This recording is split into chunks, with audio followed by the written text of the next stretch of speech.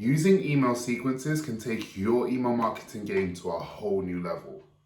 Like, just think about it. Not only will this make it easier for you to do your marketing, but it will also produce you more revenue while doing less work. The only thing is, there is a time investment in the beginning. Now, as I've said in my previous videos, email marketing should be at the heart of your inbound lead strategy. One of the big problems about just starting to blast out emails without actually knowing what you're doing is that you can actually damage your company's reputation. If your audience receives too many random emails from a business, it actually puts them off your business and then they won't want to actually buy anything from you.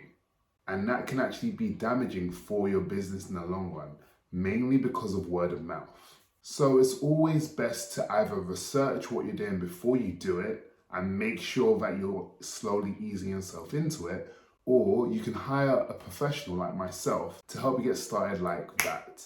This makes sure that your business comes across the right way to your audience and helps you convert at a much higher rate, which will in the long run make your business a lot more money.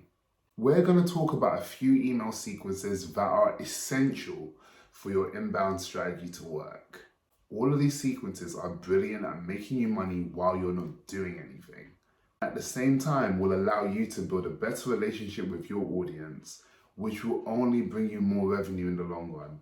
But before we get started, just to double check that everyone else is on the same page, what's an email sequence? Now, an email sequence is a series of emails that will automatically go out to your email list when they meet certain criteria.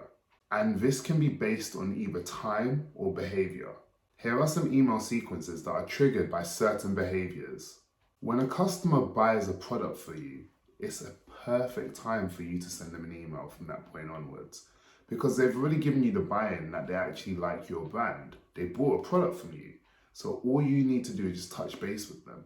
The great thing is, when you're collecting your customer's email address, you can ask for other bits of information such as the phone number, their actual address, and with these extra pieces of information, you can use that to segment your data and segment your email list, which will make your marketing to that person much more effective. And with all the other data that you're collecting on them, including how much this person spent, how frequently they buy from you, like what they're actually buying, you can really segment your email list. And once you start doing that, you'll be able to market to your audience a lot more effectively, which again will just increase the amount of revenue you're able to make. When people abandon the cart before they get a chance to buy anything, it can be because of a number of things, but it is quite frustrating, I understand. But this is another chance for you to reach out to that person probably like 6 to 24 hours later and just be like, hey, this is still in your cart. Do you still want to buy this? The great thing is, there's a number of reasons why this person didn't actually buy at that moment in time. It could be because the payment method didn't look too secure, or maybe they didn't have their bank card on them, or maybe their internet just went down. So just reaching out and asking them to come back to the cart can be a real way to increase the amount of revenue you're actually making in your business, seeing as about 72% of all sales actually go wrong in an abandoned cart. So this is a way of just you maximizing how much you can make. This is an obvious one. When people download any piece of content off your website, always ask them for their email address at least. That way you're getting something and you're giving something at the same time. Now, when someone subscribes to your email list, they are basically saying you should market to them. All you need to do is nurture them, which is fantastic. And this is where your email sequencing really comes into play. Now, all you need to do is literally follow through with the promise that you made on your landing page, which is easy enough because your landing page is literally what your offer is. And here are some examples of other email sequences that trigger when a certain time threshold has gone past. Straight after someone opts into your email list, you should send them a welcome email. If you do this, it makes the person actually feel valued and actually makes them believe they've made the right decision opting into your email list. It's also a great way to get them used to what the brand is about and show them what services that you have without actually sounding salesy. The amount of sales that I've made just off welcome emails when I'm not actually trying to be salesy is ridiculous. They convert at such a high rate, you would be astonished. The amazing thing about email sequences is that all you need to do is set them up and they do all the heavy lifting for you. Fair enough, you will need to tweak them, you will need to A/B test them and just make sure everything's running smoothly, but you're not editing them every single day. You're literally checking the data and making sure it's correct. And if you feel like you can get better results, you just edit what you're doing. It's just an amazing way to transform your audience into your prospects, into your clients, and then into your advocates. Right now, we're going to go through welcome sequences. Now, guys, I cannot stress to you more than I am right now. I really cannot. Your welcome sequence is the most important sequence in your arsenal. And if you don't have one set up, you need to stop what you're doing, get that set up right now.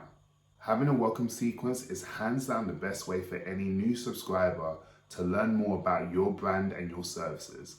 The great thing about it is, as I said earlier on in the video, it's a great way of getting them to buy from you without you having to actually sell.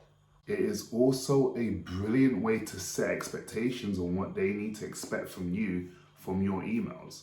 The welcome sequence is more of a conversational sequence that you're using to get more of a buy-in from the people that you're sending it to. It's not necessarily a sequence that you're using to make sales, but they do amazingly well with sales anyway. Constantly selling to people for no reason when you don't have a goal will only put off your audience. So use this time to get your brand message and your company ethos across to your customer and your prospects.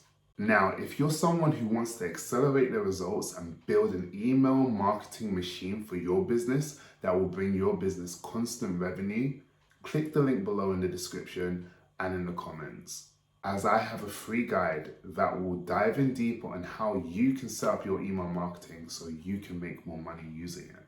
This guide will go through all of the benefits and the steps that you need to go through to get started quickly. Again, make sure you click the link in the description below and get started as soon as possible. After the welcome sequence, I really do believe the onboarding sequence is just as important and is definitely something that a lot of businesses don't have in place at the moment. This is mainly aimed at service-based businesses or online businesses, but it can actually apply to e-commerce businesses and retail businesses as well. Straight after someone has bought something from you, like a coaching call or a course, you need to send them the information that will help them get to the next step quickly. You don't want them wondering what's going on, what do I do next? And some of these businesses out there, they will actually have you buying something off them and they won't send you everything straight away, which causes a lot of disconnect between the person who's bought stuff off them and the brand itself, which in the long run would deteriorate the relationship between the two. And we don't want that. We want to create a constant flow of communication, but we also don't want to burden ourselves with having to do a lot of manual entry. So it's always best to have an onboarding email sequence in place. So in your onboarding sequence, you need to make sure you're giving them instructions on what to do next. The passwords need to be there. The links need to be there. Any information about your brand that could be useful for the upcoming call or upcoming service that you're actually going to give them needs to be there. There shouldn't be a case where people are asking you questions that should actually be in the email you sent to them anyway, because that is just bad customer service. A great way to alleviate this is to note down any questions that any of your customers ask and then think in your head, what can I do to make sure that this question never comes up again? So that way, if someone else buys your service or someone else buys your course, they're not going to ask you the same question because you would have fixed this problem before they got a chance to. As there's nothing worse than a customer feeling like they have no idea what's going on. Because what will end up happening is they will just leave you and then they'll go and find someone else to get the same service off of. I've actually found this works quite well with some people. Make sure that someone's booked a coaching call with you or a service call, that you actually put the picture of the person that they're going to be working with in the email, the confirmation email to them. The reason this works is it builds up trust between the person that they're going to be speaking with and themselves. People like people they're familiar with, and any kind of way you can get them used to the person who they're going to be speaking with will actually build trust within that relationship and allow them to be more invested in the brand. Always use social proof to your advantage by showing previous client results when you can. This makes you come across like a true expert because it shows that people have used your services in the past and have got amazing results, which is brilliant for you because, hey, it's basically other people selling on your behalf. It's brilliant for the customer because the customer's thinking, oh great, this person's a tried and tested business. They're going to get me brilliant results just like they did for Tom. So from both ends, it's a win-win. When you ask your customers or your prospects to do anything for you, don't just ask them outright. Ask them and try and incentivize them to do these actions straight away. The reason why I say that is when you just ask someone to do something, they're going to do it on their time. But if you ask someone to do something and then give them a reason that will benefit them as to why you want them to do it, they are incentivized to make sure that action is done as soon as possible because it will benefit them in the long run. The brilliant thing about making sure you're doing this in your emails is you can add a cheeky upsell or a cheeky cross-sell and then add a discount with that, which will incentivize people to buy it more because they're getting a one-off deal that they wouldn't have got elsewhere, which is great because it just increases the amount of money that these people spend on you. I cannot stress this enough. You need to remember that people don't just buy from you because of the amazing features that your product has. They buy from you because you can solve a problem that they actually have. So if you can highlight the problems that you solve a lot more in your content and your emails, and then also reverse engineer that and show them how you solve them, you're framing yourself in a position that will allow them to see you as the only solution for their problems. The brilliant thing about doing this in your sequences is you're allowing them to come to the conclusion instead of just telling them the answer, which is a lot more powerful when it comes to dealing with customers.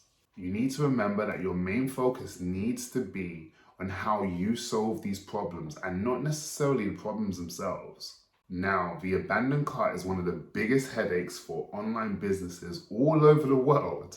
And it happens for a number of reasons.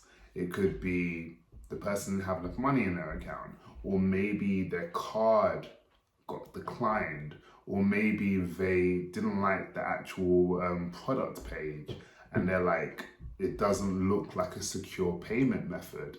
They needed to go and eat, or their internet turned off, or their computer shut down. There's so many reasons, and the annoying thing about it is you can't do anything about any of them. All you can do is control what you do next. And this is why having an abandoned cart flow set up really helps your business. As I said before, a lot of businesses lose out on a lot of chances to make revenue because people will leave stuff in the cart and not come back. The great thing as well about the abandoned cart email is that you can be as playful or as serious as you want because you're not trying to sell to these people. They've already put something in the cart for themselves to buy. You're just reminding them that something is in there and you're trying to get them to go back and buy it. And seeing as this email sequence will be automated within your business, you will not need to lift a finger. In fact, all of these sequences are automated, so you won't need to lift a finger on any of them. You just need to collect the data and look at it, and then after that make your decisions on what the business does next with them. Which is amazing because all of these sequences will make you money in the long run. Now, at this point in the video, you're probably wondering, what do I do next to get started with my business's lead generation? And that's why I advise you watch this next video where I'm going through how to build your business an inbound email marketing machine that will bring you more leads on autopilot and allow you to make more revenue.